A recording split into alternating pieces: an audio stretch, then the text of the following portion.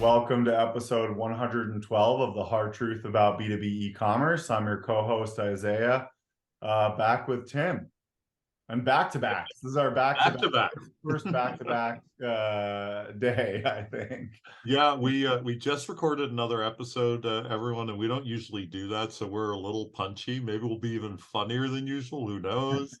But it's great to be here. I want to always give a big shout out to our listeners. Thanks so much for tuning in, and it's great to hear from you. Just keep reaching out. I hear from you on LinkedIn. I hear from you, through email. I was at a conference not too long ago, and people were saying that they were listening in. So thank you. I'm just going to pause briefly for us to insert our sponsor mentions. Then I'm going to throw it back to Isaiah to introduce our guest. Balance is a B2B e-commerce payment solution that works well for you and for your buyers. It offers a seamless one-click checkout for almost any payment method, including ACH, wire, checks, cards, even terms. It's used by leaders in B2B e-commerce, and it's as easy as buying a shirt from Amazon. Check them out at getbalance.com. Book a session and tell them what your needs are. They are the first dedicated payment platform for B2B e-commerce, 100% tailored to your needs. Thanks again to our sponsor, Balance. Isaiah, who do we have today in episode 112? Yeah, this is very exciting. We have John Hill, the Chief Digital Information Officer at MSC. You guys are... I was shocked to hear that you've had an e-commerce site since the 90s. You guys might be one of the first B2B commerce sites, right? Potentially. I don't know. I mean, there can't have been that many in the 90s. Certainly, if you go to the Wayback Machine and you go look at our site, it's kind of funny to go back and see the early days of websites. So for those who don't really remember what they look like back then, I take a look at that website sometime. You can go back and see your favorite website and see what it looked like back then. I certainly wasn't here at that time, so I can take zero credit or zero. Yeah. So, I do remember what it was like in those days, because and we'll hear details from John. But I've consulted for MSC twice, but probably before your tenure, because I don't remember you. I think 20 years ago. I've been in e-commerce now for over 24 years, and so it's been a while. And the site was very much like, what's the page in the catalog like? Let's make the site like that. That's really what it was like in those earlier days. It's pretty fun. Tell us about your background and how you got to, I probably wasn't what you thought you were going to do, which is be, digital executive for B2B commerce enablement. And most of us that have done this, I don't think started out thinking they were going to become B2B commerce experts. Yeah. I've only been at MSC for 18 months, and my career has certainly been a little more diverse than the average person. I started in the military. I was a contracting officer, of all things. So I did procurement in the military. That's good experience for B2B now, Yeah. So I started there, and that's how I started down the tech path. I joined IBM and did global sourcing, but for their technology group. And I remember back then I built the first intranet page for our division in Notepad for IBM. So that was my first foray. And I've been in a number of different industries. I've been in pharmaceuticals, I've been in high tech, I've been in automotive, I've done apparel, I've done insurance. So I've been a CIO and led the business transformation in 3 different industries. This is my second stop in B2B space. I was at Grainger some time ago as well. So yeah, they're one of the big adopters, and they've done a good job of kind of innovating pretty quickly in that.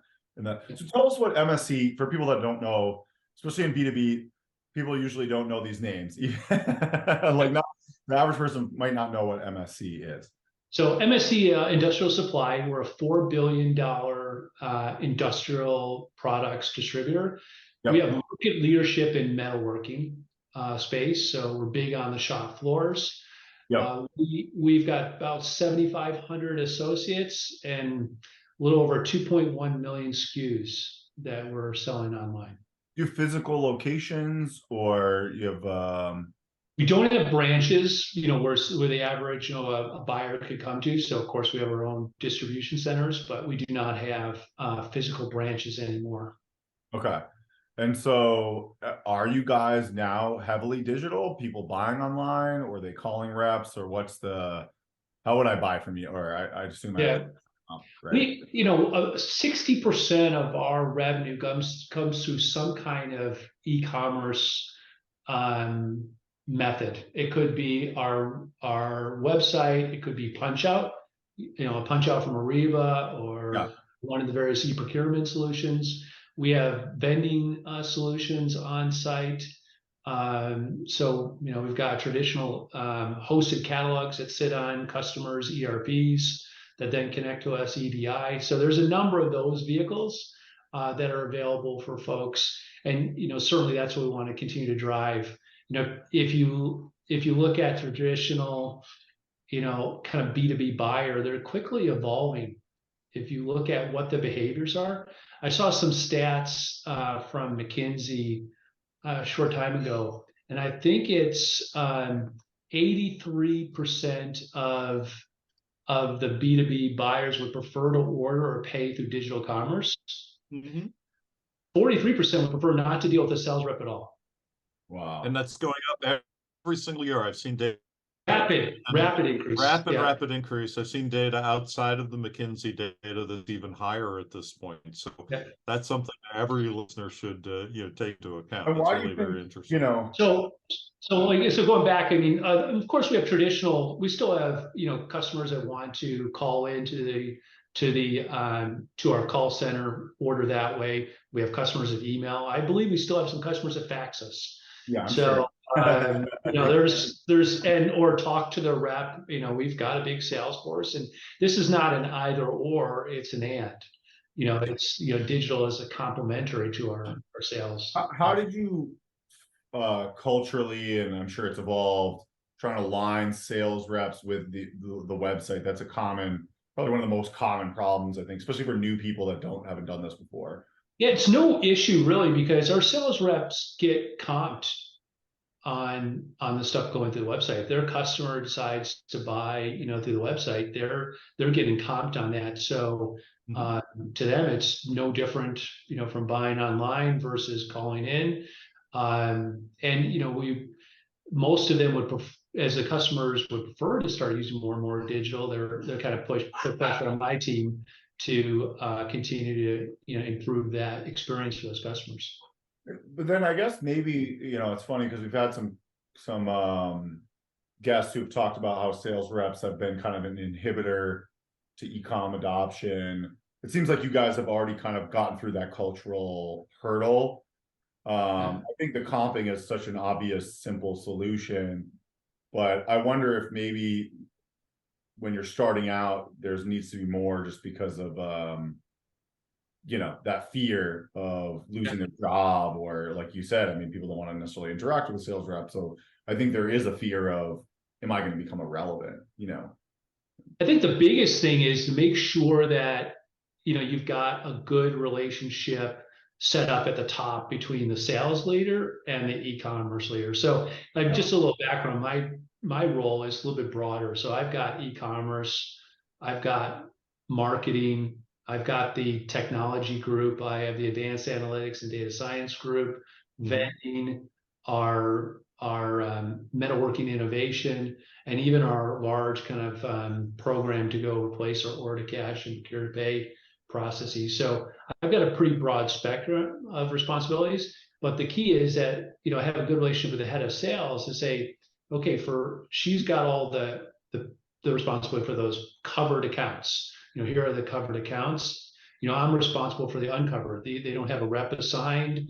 We're responsible for moving them through their digital journey, and ultimately my goal is to promote them into covered. I want them to. You want to grow them into covered, and right. better customers that need Right. Oh, yeah. Or if, let's say, we've had some challenges with a covered relationship, and for whatever reason we decide to not still cover them.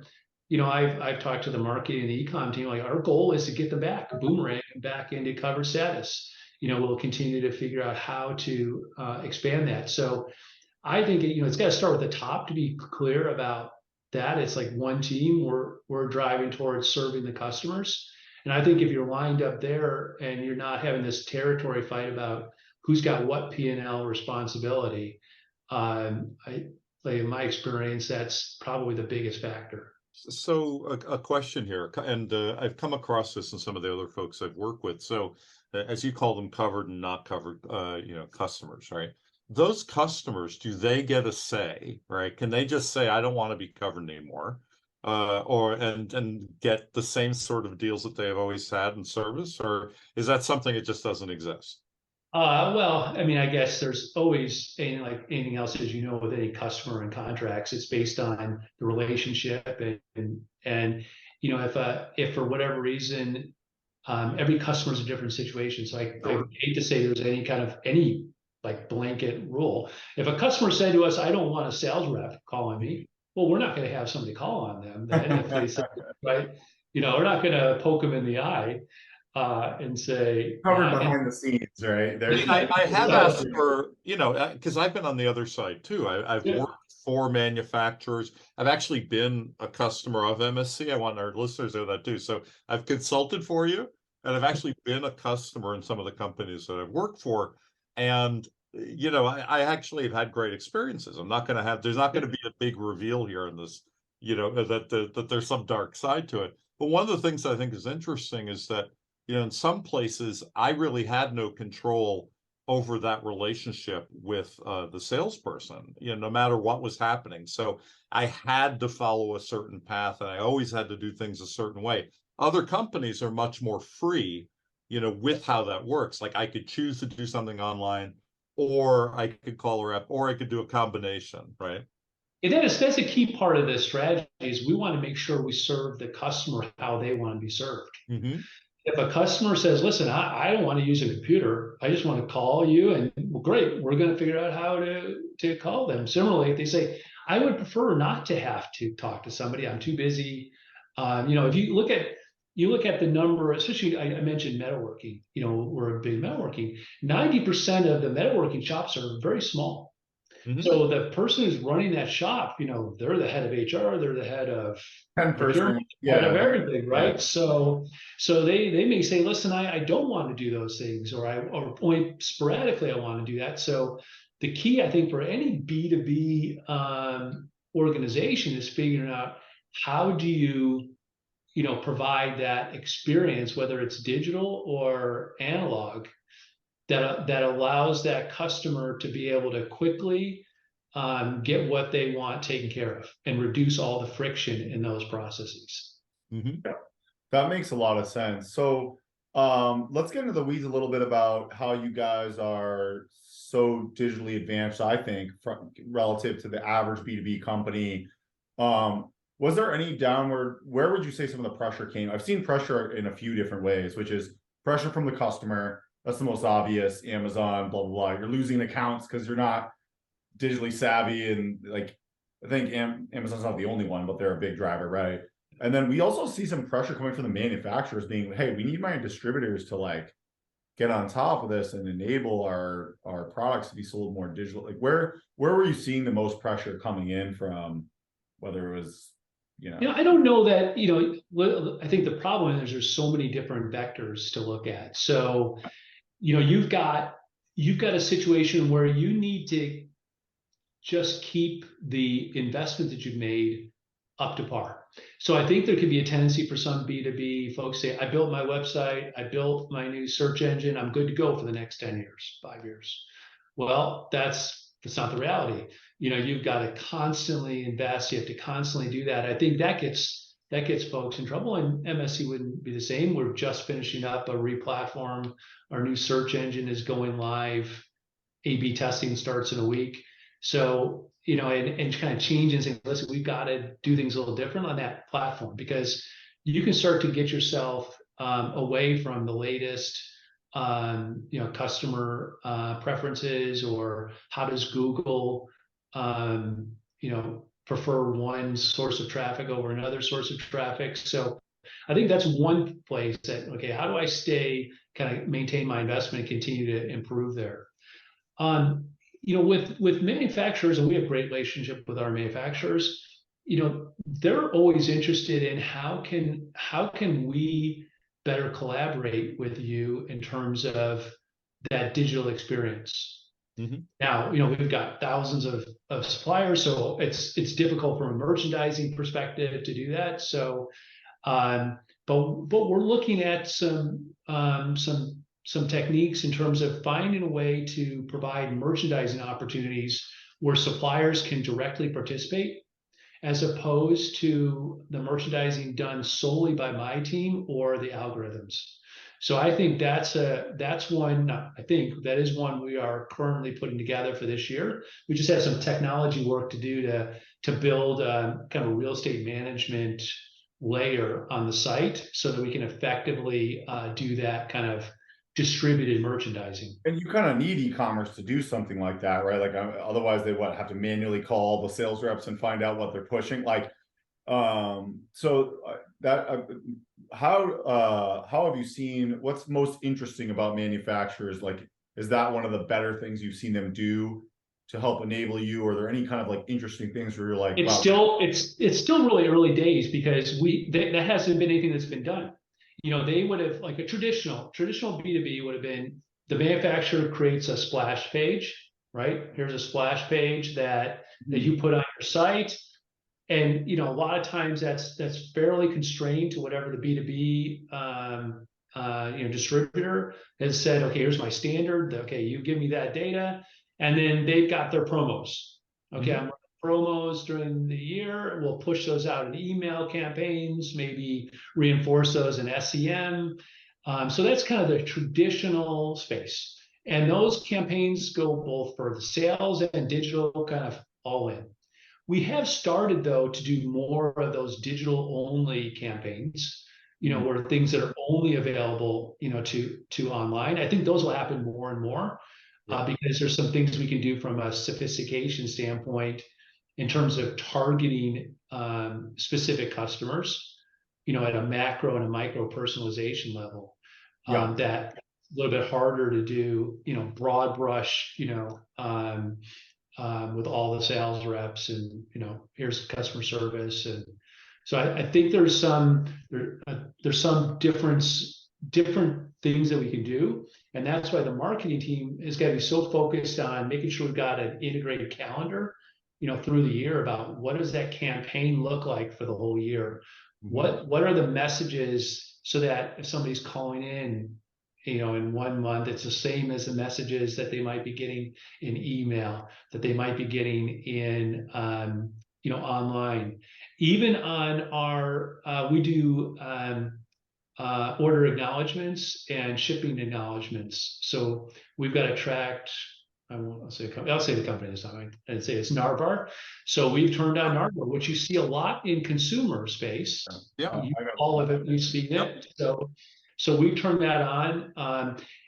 That gives us another opportunity to interact with those customers, because there's space at the bottom of every one of those emails to what messages you want to deliver, what kind of, it could be manufacturer specific. In other words, this is what was sold in that cart.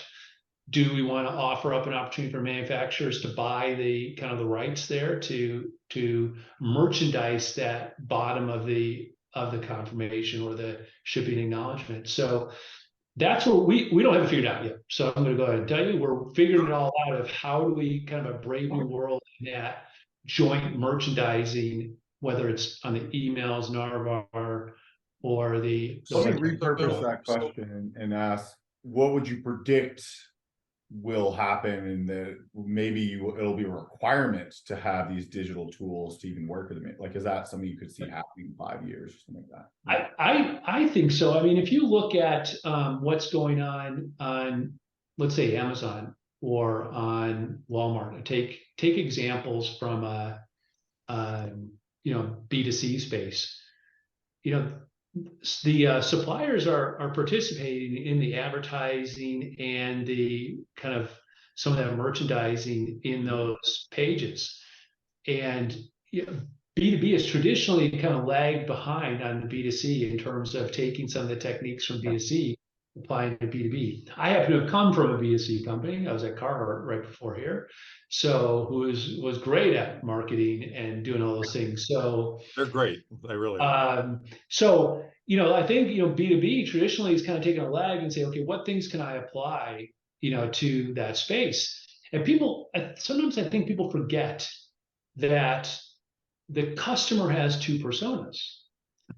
The customer has the persona of I'm a procurement agent in the company, but I'm also John. I like these other things. I've got a private persona, and those worlds have blended together.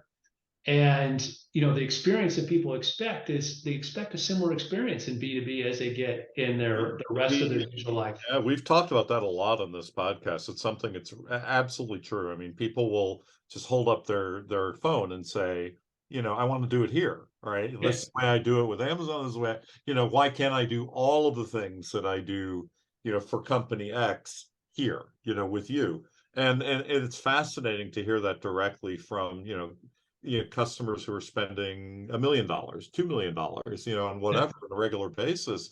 It's not just the $59 shirt anymore, right? It's a completely different angle. I mean, one thing I wanted to just tie in with what you were saying too is, you had mentioned like over 2 million SKUs, right? Something like that. So what is sort of the flow in and out of SKUs? Because that's fascinating to me from a lot of business I work with. Like, how many new ones are coming in at any given day, week, and month, and how many are kind of falling out, and how do you manage all of that? So I think we have to separate because I have a couple of business unit leaders that sit under up here of mine, the COO. We've got one for metalworking, we've got one kind of for the rest of the MRO, and they're responsible for the supplier strategy, even the figuring out if we have category captains, people are there. And what we'll do is we'll take their strategy of what they've got in terms of prioritization.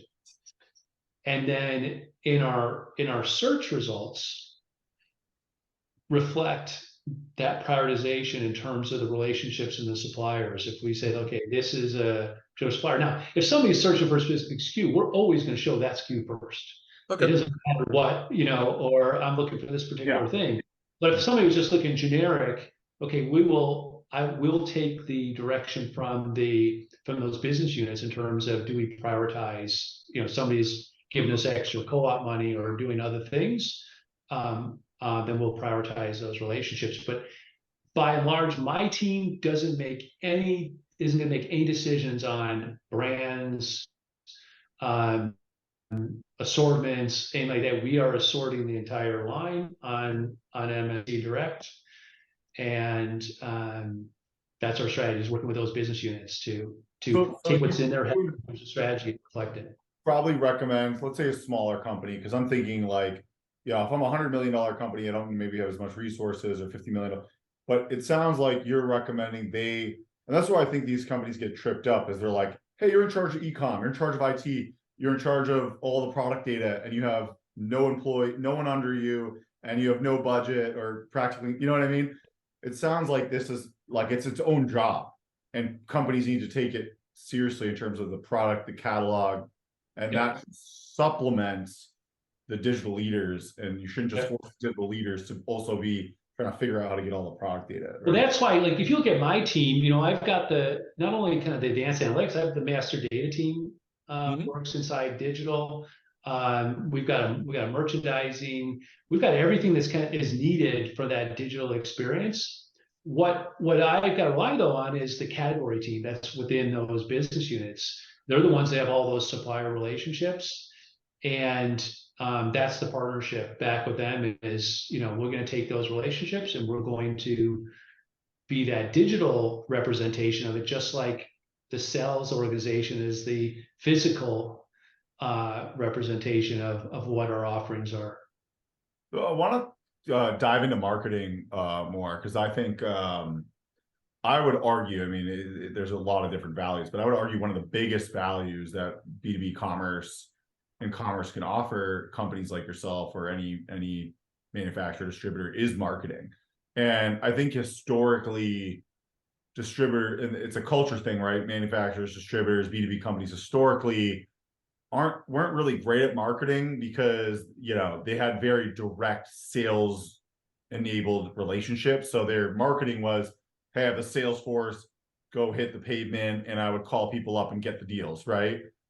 I think that's going to get diminished every year. That's going to get harder, right? You might not even have someone at the office anymore because everyone's remote. You know, you can't show up at the office as easily. No one's answering cold calls because they're blocking. You know what I mean? I'm sure, Tim. I doubt you're answering many cold calls. I'm screening most of that, right? I never answer cold calls anymore. How much cold email are you answering? Almost zero, right? Zero. I can't almost never answer cold email. So if all those channels are dying, how are you getting new customers? Let me just throw that back at you. How like, you see where I'm going with that? I think, you know, it's a tricky one because remember, there's two different types of customer, right? One type of customer, well, because remember, we're not just a e-commerce, right? We do, you know, we're a solution provider too. We're doing managed inventory. We have tech on the shop floor, for example.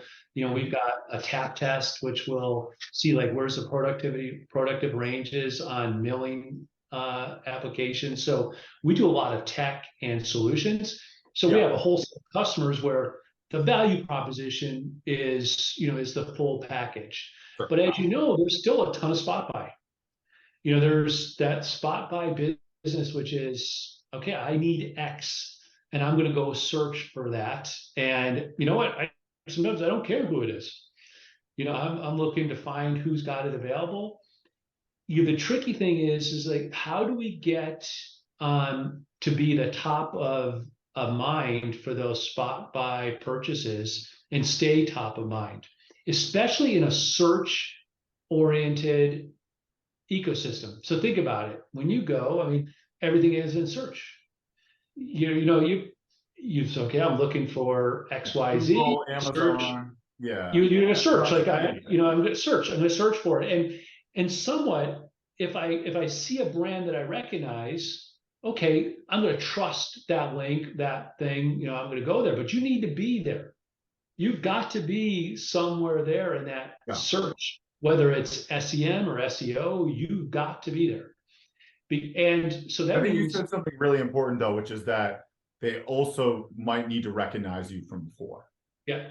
From the podcast, right? They saw the podcast, but they're having. They saw the podcast. That's it. You've got to recognize, you know, I mean, think about just your own personal life.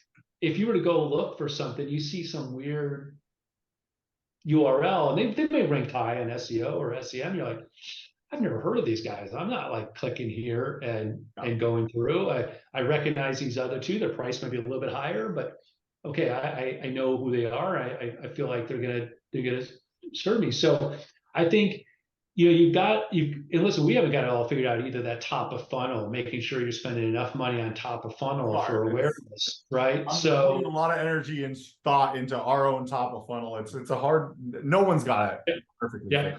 So, but you know, you got to work both sides. You got to work top of funnel, and you've got to be there in the bottom of funnel on the search, and you know, so you know, we do a lot in SEM. We are working on our SEO, kind of. What about like Facebook ads, right? I mean, Instagram, TikTok. I mean, because those are top of funnel. I know, like you said, the personal life of that procurement person, they're on TikTok, they're on Instagram. They might. It's just maybe harder to figure out which ones they are. Yeah, and it goes back to your digital content, making sure you've got good digital content as well for those mediums. So that's where we need to work a little bit more to create those. Yeah, B2B 15-second is booming on video right now. I mean, that's something I see across so many people I'm talking to. You know, 5 years ago, 3 years ago, you wouldn't have expected it for TikTok. it's a given on TikTok now, and YouTube, of course, you know, for years now. Snapchat is kind of coming back from the grave, like people thought it wasn't I know, I relevant. saw that. It's just like I'm not skyrocketing. going back on it. I'm giving up. But But you know, for B2B, I'll they're tell you really what I would do. But And this, we do some participation. We do participate in some that probably will go farther. You know, we tend to be a fairly conservative company when it comes to, you know, the social media side of things. So, but you know, I think that if you look at Gen AI and the opportunities that it has to create digital content for that, it's exceptional. So let's think about if I shoot a 10-second video, let's say, and you remember I said that we were a bit of manufacturing. If I said, well, now I can have that be reflected in a aerospace line, boat manufacturing, I can have 20 versions of that. It didn't cost me more. Now you think about social media and being able to specifically, you know, Isaiah comes in and he's from, a rocket manufacturer. Like, hey, we know that about him. We know he's LinkedIn. We know it.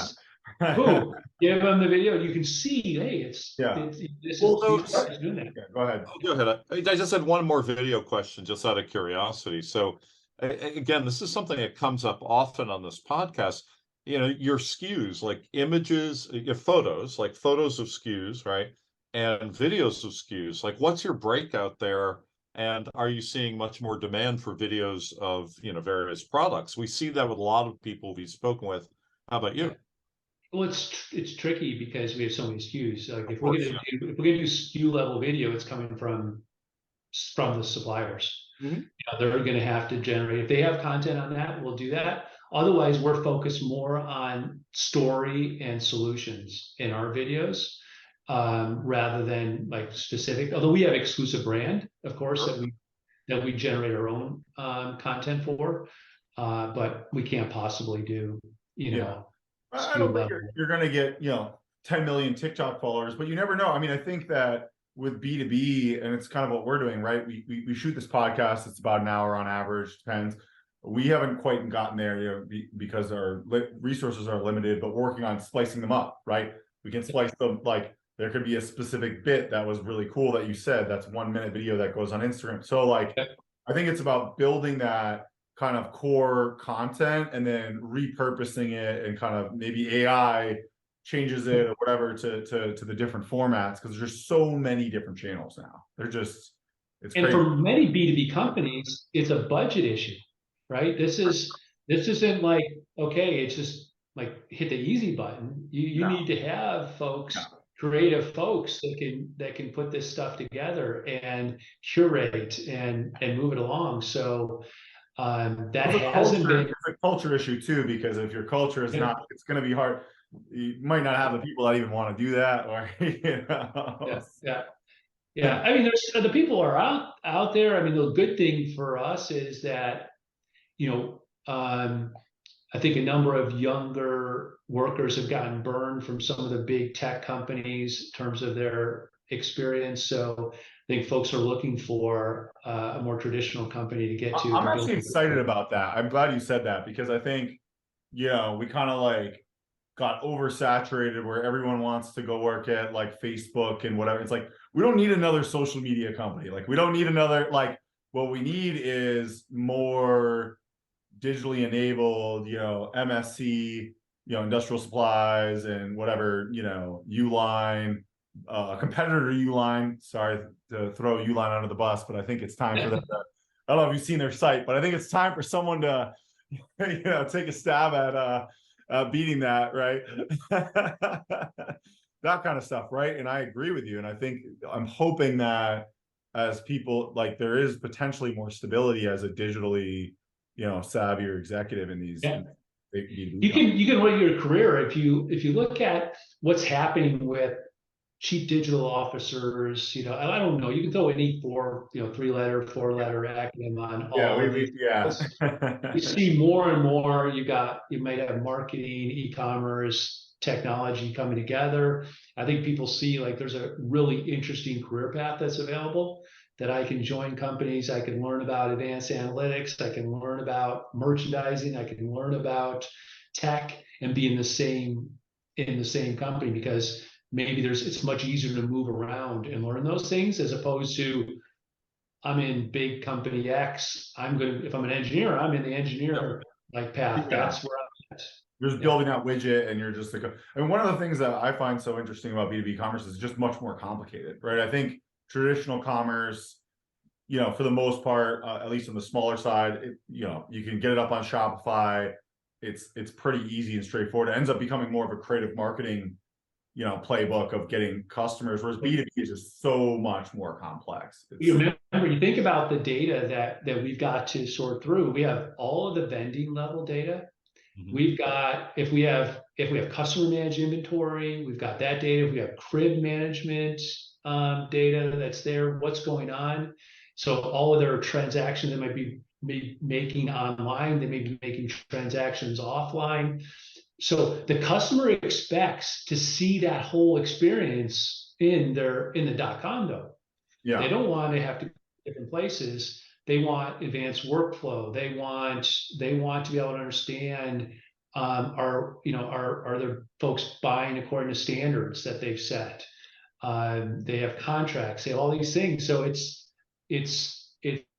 to your point, much more complex, because you have a lot more account management, a lot of other things you've got to do to make sure that experience is there for those customers. So related to that, I mean, e-commerce is, you know, a thing, and people can kind of put in their mind exactly what that is. It's sort of transactional. It's like always where I end up with that. What's the portal experience like for your customers or for everybody that you work with? Is there a lot of sophistication there? Is there a lot of work to be done? I mean, how does that work for you? Yeah, we've got, and I think that you mentioned e-commerce. I like to say that e-commerce in itself is necessary but not sufficient. There you go. Exactly. Okay, because you know, if you don't have it, you're in trouble. Okay, if you have it, it still doesn't mean anything, because you need to be able to do more things, like to build a sticky relationship. And so when you think about what's that sticky relationship, you got these services and vending and all those other things, but you got things like in the portal. When I log in, do I have an account management section so I can see what's going on, all of what's happened inside? We're working with a customer right now, a large customer, to build a prototype that would allow them to be able to do their own analytics on their spend. So giving them their own dashboards, everything. So we expect that to be wide ranging. If you look at any of the big B2B players, they all realize you've got to be doing those things, because if they go to Amazon or they go to one of those, you can get that kind of data and see. Now, Amazon doesn't have vending or some other things, but they got really good analytics about everything that you bought. So, customers rightfully, expect that. And what you can't have, and I've got a product team that's responsible for the entire MSC Direct spots. We have product owners, and if a B2B person doesn't have product owners concept, they're probably in trouble. So you got to have somebody who is writing those stories, prioritizing the MVPs, working with the engineering team. So the product owners, but they're really like, how do I give that experience for that customer when they come in, that they have a single lens to come in? Now, it may launch into different things. Like as we think about our metalworking space, the level of data and sophistication is much different. So it may have a little bit of a different look and feel, but the whole experience starts from mscdirect.com. Well, I think it's funny you say product owners, because I think a lot of companies that don't even have an e-com manager. They don't even have a CIO. Usually what we find is they have one guy who's kind of in charge of all of IT. But the problem is IT is laptops, it's email, it's keeping the ERP alive. And then, a lot of times they just think that guy's now going to somehow magically make e-commerce function. MSC, when I joined, we didn't have an e-commerce merchandiser. So that's interesting. Yeah, Really? we didn't have a merchandising function. We had merchandising more from a category standpoint, Sure. but not from a digital standpoint. So, that's even big companies learn along the way to say, hey, wait a second, we probably need these roles, like to have Well, merchandising. tell us some, you said it's been 18 months. What are some like it sounds like that was probably a win. What were some things where you're like, okay, I was redoing the search. What were some wins that were like, maybe not massive lifts, that were surprising or whatever? There's it's been a heavy build kind of past 18 months. We've got, like I said, we've just finished up the e-com replatform. We're just finishing up the new punch out site. The search, we made the decision to move away from these SaaS search solutions and build ourselves on Elastic. And a lot of people say, look at me, well, why would you do that? And if you look at e-commerce, where's our opportunity? The e-commerce space, where's the opportunity for competitive advantage? It's not in cart, it's not in the UX, it's in search. So we made the decision that we needed to differentiate ourselves in that space. And there were shortcomings that was, when you partner with some of these SaaS kind of search platforms, we felt like, hey, this is, we were hamstrung. So I think that's a big win to make that decision to move away from a buy to a build, mentality. The other big win is just getting team to work together.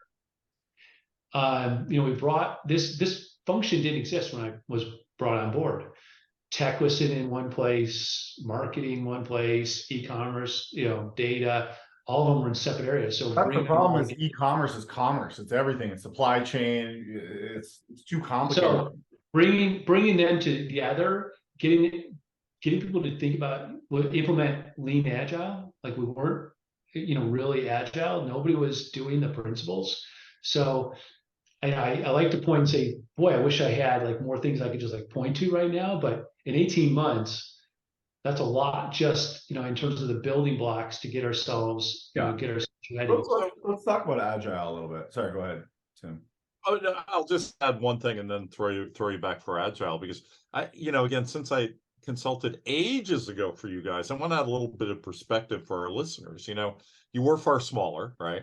And when the first time that I was in the offices at MSC, it was mostly catalog, call center, sales reps. It was all that, and small, maybe single digit percent e-commerce, kind of just figuring out what to do. The second time I consulted, with like only 3 or 4 years later than that. This is again like maybe 2000. Like, look, in year 2000, what already had happened is that there was tons of advancement, and I gave the company tons of credit. And I've always thought about this because they were really interested in changing, which is something we talk about so much on this podcast. They had that interest then in like 1999, 2000, 2004, right? Yeah. It's really remarkable that they've kept that and that they've built it into this $4 billion business. It's remarkable. But you're changing with a new role, right? They brought in a new role that's bringing this together. So agile, I think, is the best example of like getting better at changing faster. And I think that B2B especially struggles with the concept of agile, like especially, we're a client services business. So like the most common thing we get is how much it's going to cost, right? How long it's going to take and how much it's going to cost. And it's like, it's kind of the opposite of agile. And unfortunately, we do a lot of waterfall-ish work, because I'd be out of business if I just only sold out agile, because no one would buy a project that had a unknown timeline, unknown budget. But at the same time, I think it's a big hamstring.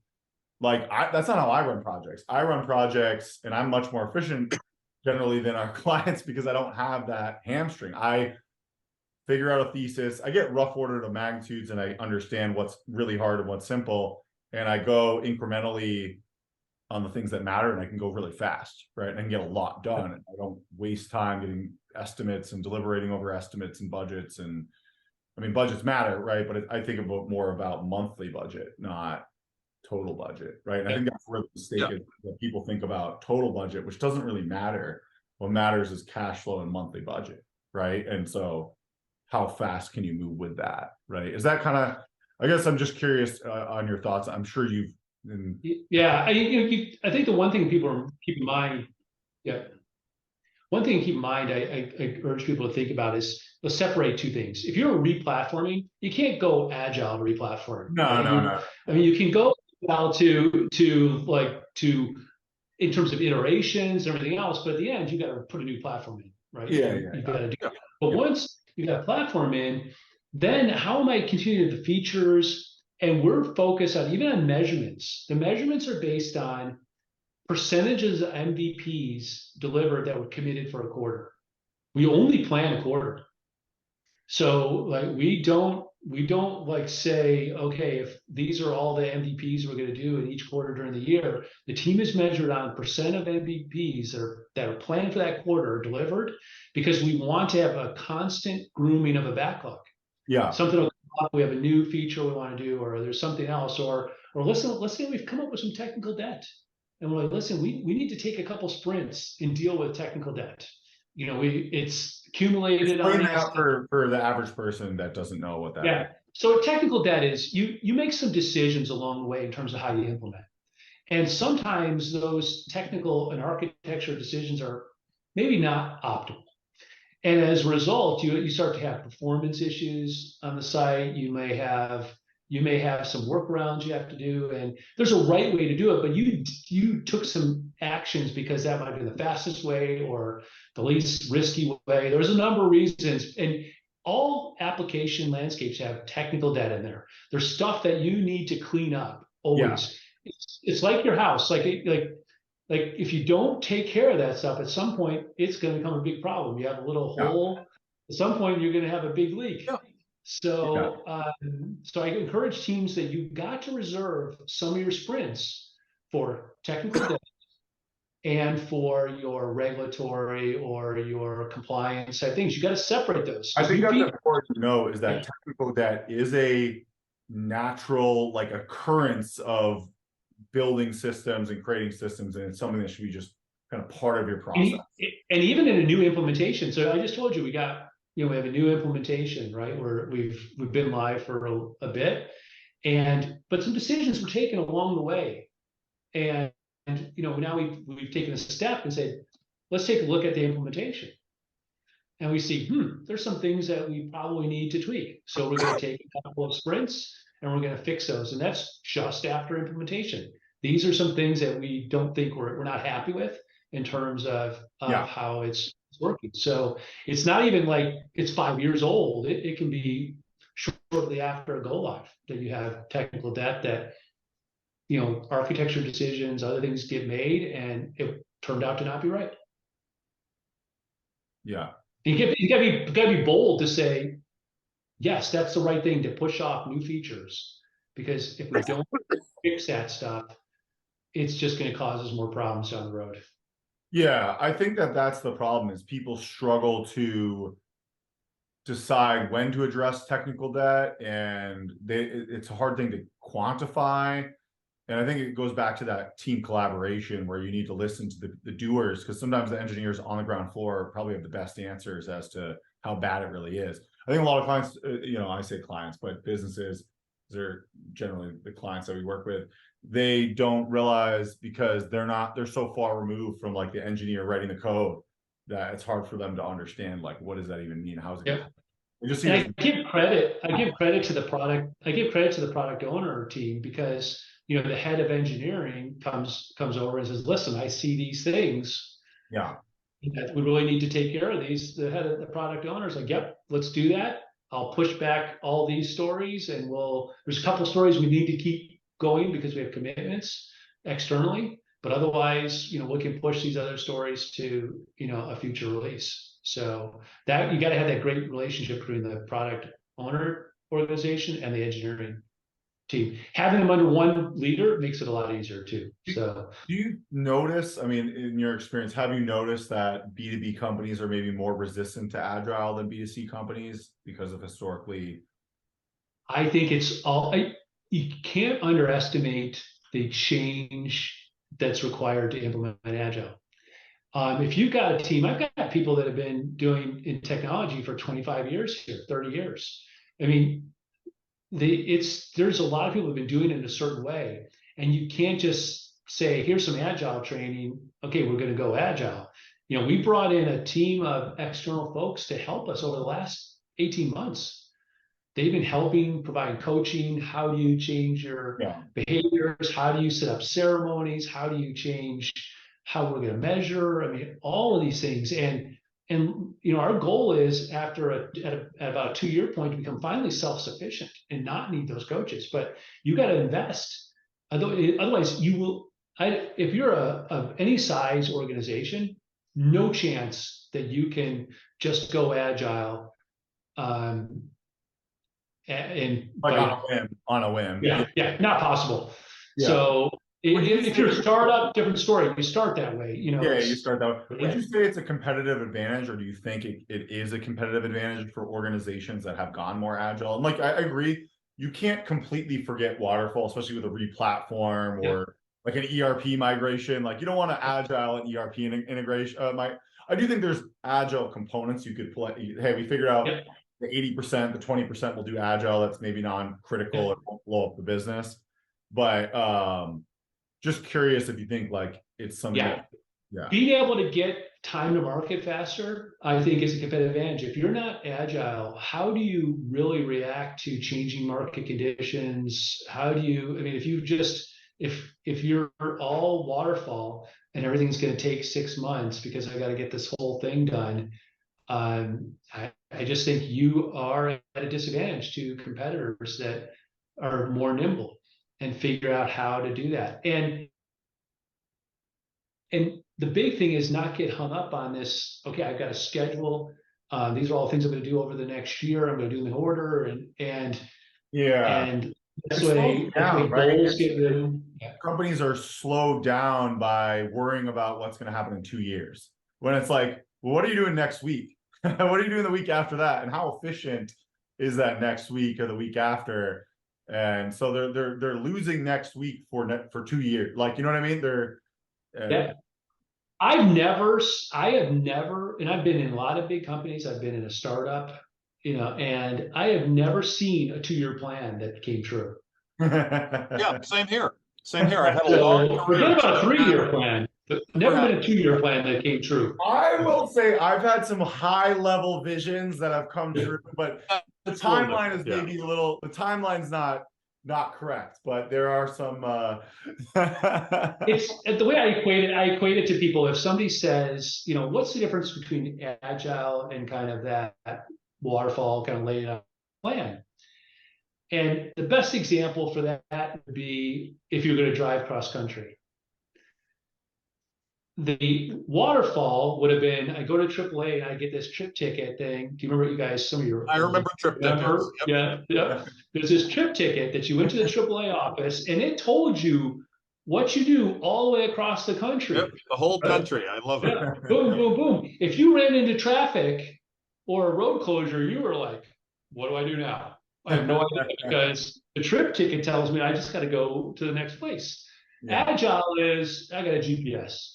And I said, I got to get from here to Los Angeles. And it's going to tell me along the way, like, hey, this route, traffic, faster route, make a detour just to have some lunch, do whatever you want. You can do whatever you want. My mom sometimes still asks me about directions. I'm like, Mom, I know you can use the GPS. I know you can do it. Like, I know that Google Maps does work and you can figure it out. But I tell people now, if you can think about that, think about the liberation of that kind of philosophy. That's why you want to be agile. Yeah. You just start driving. You hit the button and you start, what's the next? You're not crazy. You got certain rules. You can't exceed the speed limit, like, okay, you got to follow. So it's not like it's a free for all. Yeah. And you think about agile and you say, well, how do you plan in agile? I said, well, there's 2 things you've got fixed first. I've got resources and I've got time. Those are fixed first. Then I worry about scope. Yeah. He starts focusing on scope first. No, this is I've got resources, this is my time. Okay, now can look at focus. every company has a limited budget, which essentially is resources, right? How many resources can you buy from a Trellis or whatever, or go hire, or it doesn't really matter. You can go hire people, you can go hire consultants, you can go hire third parties, and then you have time, right? Those are generally constrained. And most of the time is just a made up date. Like, I can't tell you how many companies are like, we got to launch in February 2nd.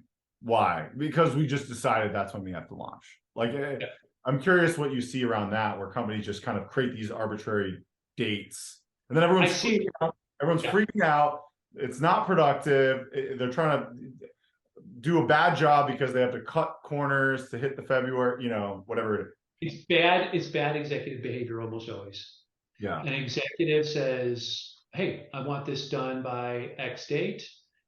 Everybody says, well, okay, we'll see what we can do, but you've done no real work to see if that's possible or anything else. And so if an executive is saying, okay, this is the capability I want, tell me how we could get there.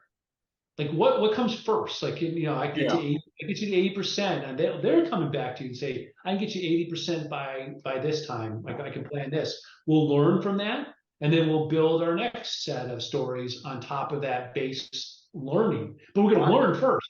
Why is it, and maybe I'm just biased or have seen this too much for whatever reason, that executive leaders are so adamant about throwing out these dates, and I see it a lot, and I wonder if you. Well, I'll answer that. I mean, I constantly talk with people about this too, because I'm in a consulting position, most often, in recent years, and people will tell me these things. It's like, well, my investors want this, or there's this. We want to do it for this quarter, so we can have this number, and I can put it on the list. And it's like, that's not the way to do it, right? I mean, you have to kind of snap people out of it. It's like, you're not going to make your investors happy just by setting some deadline and then missing it.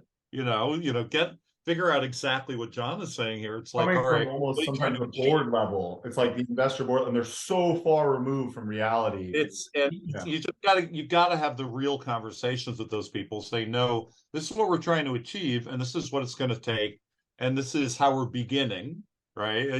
It really is a very different conversation, but that's often what motivates it. It's like you hear from on high somewhere and you decide you have to say these things. Yeah. If you look at what happens, and I don't think people stop and focus on what capabilities do I want. They focus on a system, or they're focusing on something rather than saying, like, what business capability do I want to build? And I tell my teams, that is what we start with first. What's the capability? Great. Now we can sit down and start figuring out what's that journey look like to build that capability. Then, we want to always iterate, though. And there are too many times people say, well, I'm going to build that whole capability. But you know what? You might have been fine if you got to 60%. You get to 60%, launch it, and you're like, MVP, launch it, right? Yeah, you all of a sudden you realize, like, do I need the other 40%? Like, no, I'm killing it right now. Or you can manually do the 40% to validate that 40% matters, and or some other priority comes up that's more important.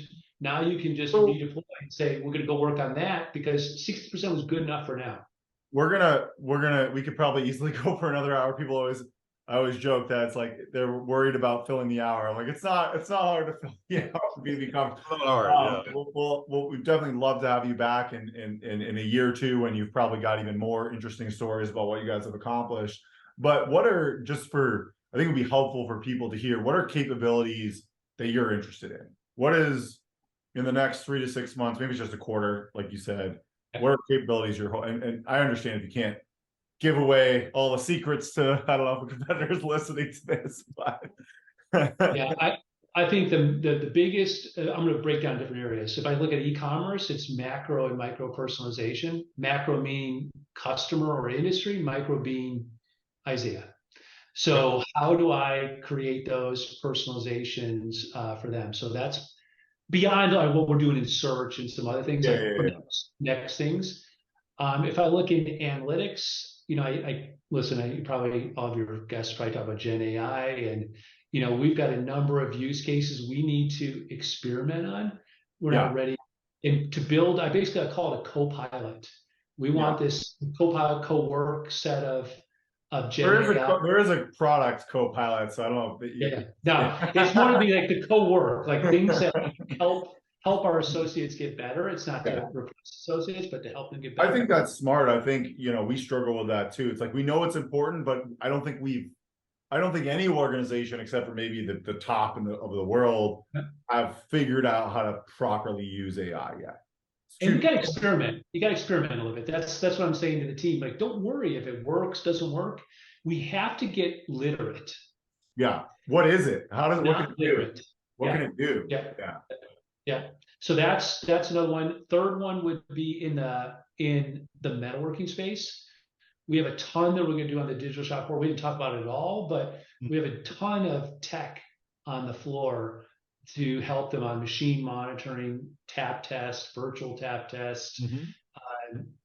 So I got to build this whole suite around that.